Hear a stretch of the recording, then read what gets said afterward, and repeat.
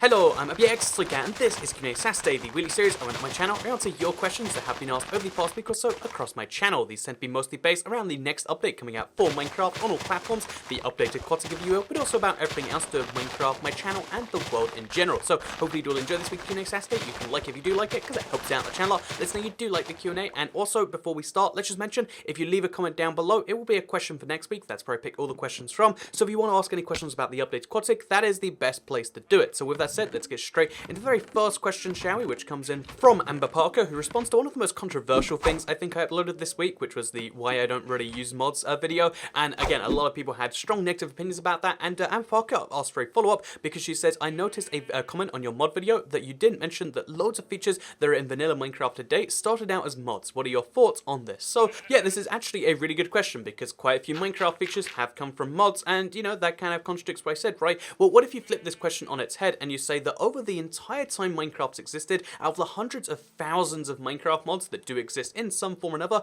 out of all of those mods, only 2 or 3 caught the attention of Jeb enough to be included in the game. The piston mob, the horse model, not even the full horse behavior from the Mo creatures, stuff like that have made it into base Minecraft, and that tells you that base Minecraft has a different set of standards, a different set of expectations, and a different set of, like, you know, rules on how they're going to add new content. And to me, that kind of signifies, like, yeah, that's why most stuff won't be added. I will say though, there is a really cool mod out there. It's called Quark. If I didn't mention it in the original video, then I totally intended to. There's a mod out there that only adds features to the game that would make sense in regular Minecraft. They keep the theme going, and I really do like that personally. So yeah, what do I say about all the features that started out as mods? I'd say the fact that only a couple of them made it into the game shows that, yeah, Minecraft itself won't take these features. If they were just objectively good things, if there was no downside adding these things into the base game, then they would have done it. But with game design, there's always a trade-off between complexity and simplicity, between all these different things, and although mods change that trade-off in a way that some people clearly like some amount, I'm just saying the trade-off is always there, and the trade-off, especially when it comes to YouTube, is much stronger. So yeah, there is my kind of follow-up on the whole mods thing. I wasn't expecting that video to get as much attention as it did, and I guess, you know, I wasn't quite so prepared for the people who, like, fired jabs about, like, this or that.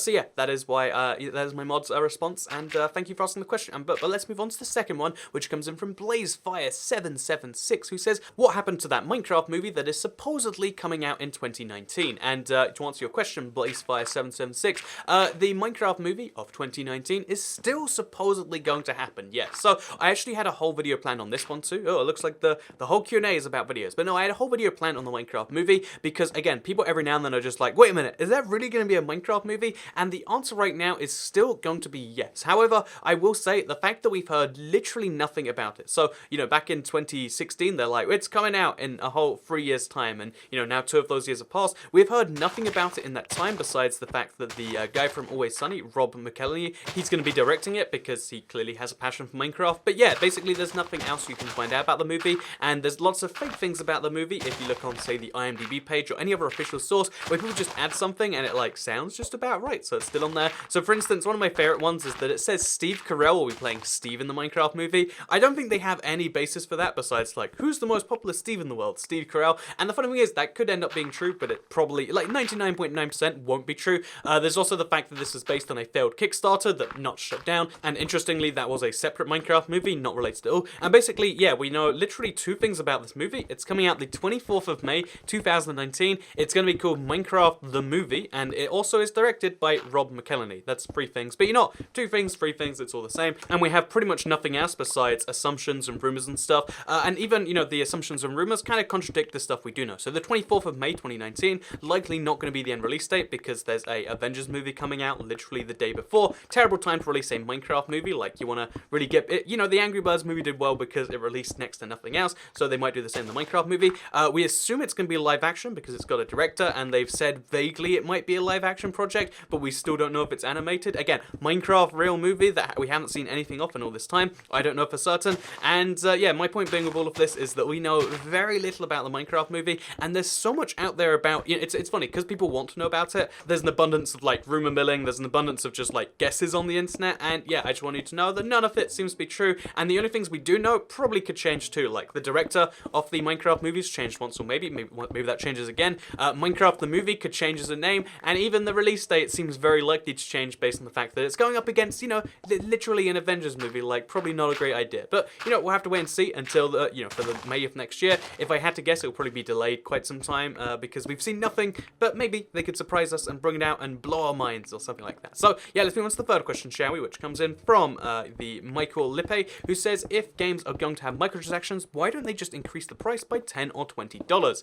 So yeah, this is a really good question, and I think I would prefer it that way, and I think so many of you would prefer just be like, it sucks that you'd pay more for games up front, but then none of this garbage like trying to nickel and dime me and take hundreds of my money after I get the game itself. And yeah, the sad truth about it is that people probably wouldn't buy games for 10 or 20 more, or some people would, but not enough to offset the fact that, less people would buy it and they'd buy it at a higher price, so they'd make about the same amount of money just by selling less copies. Whereas microtransactions, you can sell it for the same price, you sell the same number of copies, then you make a bit more money later down the line. But the real reason that games prefer microtransactions, the real reason so many games are trying to do it, whether it's Minecraft or whether it's literally any game out there now, is because of the fact that it's an ongoing source of revenue. So games are expected to keep themselves updated over a longer period of time these days, and it's a really good model for a company to be in, to just have that same game they update. That's why GTA 6 is probably not on the cards for a very long time. GTA 5 is still being updated and going. That's why you probably shouldn't expect to see a Fortnite 2 that competes with Fortnite, because again, you're going to have that one game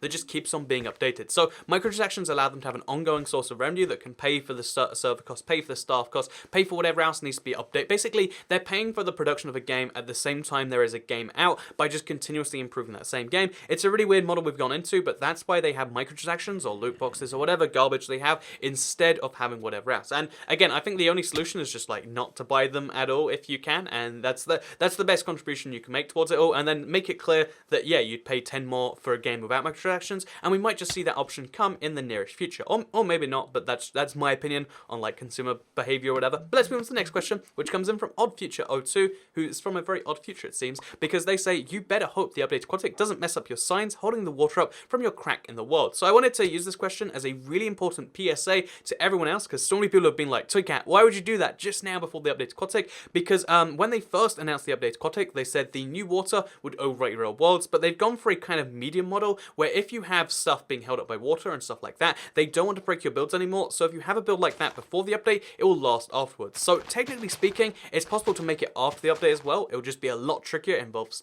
training stuff with sponges, and basically you don't really want to do that. Whereas one of the things you can easily do is do any water builds where you have water held up in air by signs or by ladders and stuff like that. If you do it now, it's a lot easier than after the update. So if you have any plans for, like having underwater ravine like I have or anything like that, make sure that you do it, you check it out right now. So yeah, with that said, let's move on to the fifth question, which comes in from COD Player Unknown 323, who says, hi Toycat, I love your channel, you should make some merch, dude. So I read this message from so many people, across both channels, like people really want to see the merch, and honestly, I love to like get some Toycat merch too. So I've been working on the merch line. I'm getting like samples sent in the next week. I want to make sure that it's one, going to be a high quality with some stuff that again I would personally want. I think that's important. A lot of YouTubers just sell garbage and they're like, oh, someone will buy it, right? Someone loves me enough to pick this thing up. No, I want to get a shirt that like I would like to wear, because that's maybe that's just me being self-centered, but whichever way you want to see it, like I think that's important. The second thing is I want to make sure it's like high quality in terms of the material, because I bought some really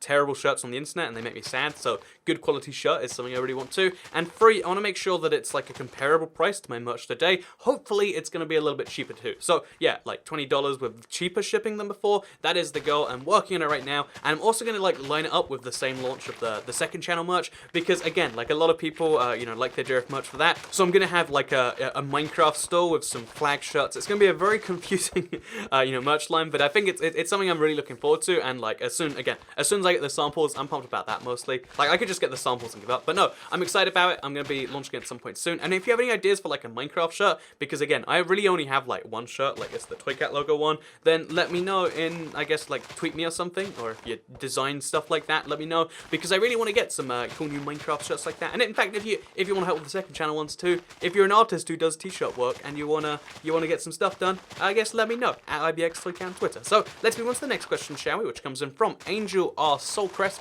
who says, Q&A, do you think we can expect new mobs that are useless, like squirrels, songbirds, or even foxes? So I think the answer is yes, but at the same time, because the trend seems to be useless mobs. If you go back from like 1.8, we had the rabbit, and then we had the llama, we've got the polar bear, we've got the parrot. They're all fairly useless mobs if we're trying to be perfectly honest with ourselves. Like to this day, how do those mobs affect you? Probably not very often at all. So I would have said that yeah, we'll expect to see a lot of those in the future, but based on the updated Quatic, every single mob has a real purpose in the game. Think about the turtle shell makes that amazing amazing potion that you actually will potentially sometimes want. The dolphin is going to play with you, it's going to be useful to like swim through the seas, it's going to guide you to treasures, stuff like that. That's something you might be down with. Think about literally every mob in this update, even the fish mobs, like, oh, now you can get fish from them in the sea. I think they're adding real mobs of real purposes to future updates, so I think we might see less useless mobs, but if you do want to see foxes or squirrels or songbirds, then they might have some real use. Like maybe the songbird can be used to, track down buried treasure or something really weird like that, because it makes a song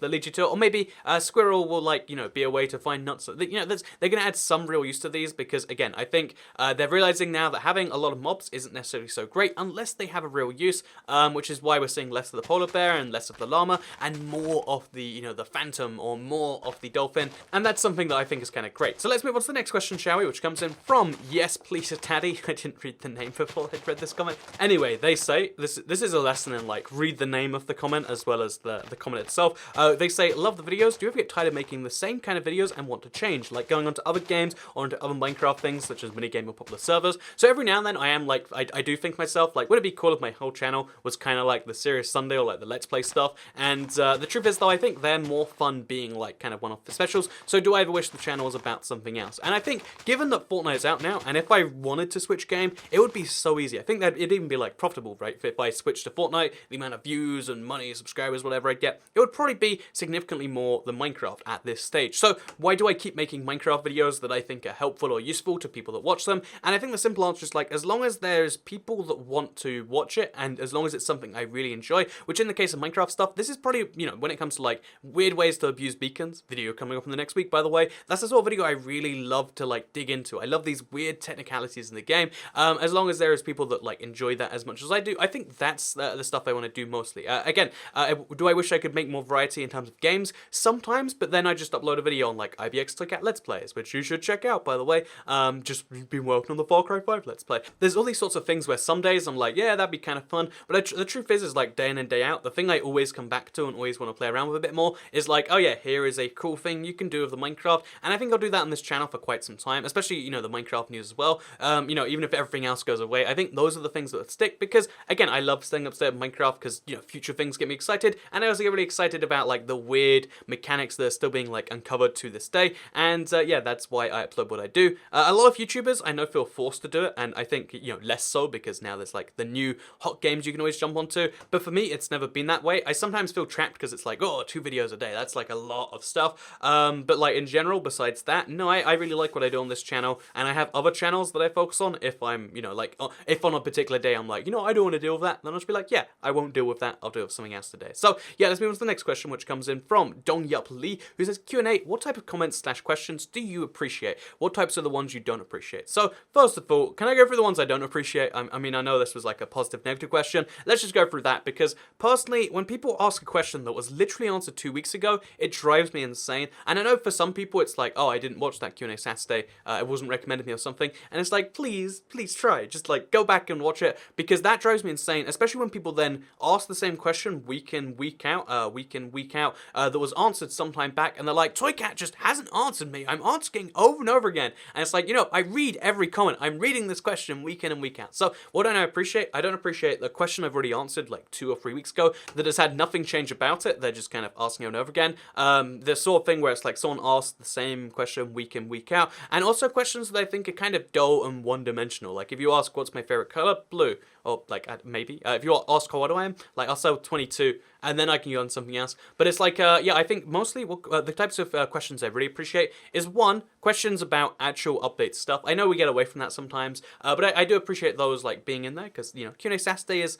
kind of about that first, and then about other stuff on the second half. And then also I really appreciate comments that actually are kind of thoughtful in terms of they are something that other people would like to hear the answer to, and there's something that I can actually elaborate on and tell you more about, rather than like, oh, it's like, what's the update that comes before 1.13? And I go, 1.12. So yeah, I mean, sometime it'd be fun to go through like every Q&A Saturday question and show off like which ones are good, bad, etc. But maybe we should do that sometime, or do another like live version of it, so I can mention that. But it feels weird to like criticize or compliment comments, but that's kind of how things are. So I hope you did all enjoy this week's Q&A Saturday. Like if you liked it, share if you liked it, subscribe if you're around here, and also leave your comment in the next like day or 2 of this, because I'll be recording the next Q&A Saturday on like Monday, because again, I'm heading to the Dominican Republic. So I'll see you all on Monday for the next, well, I see you next Saturday for the next Q&A Saturday, and I hope you have a great week until then, because I'm hoping that I will. So, thank you very much for watching, goodbye.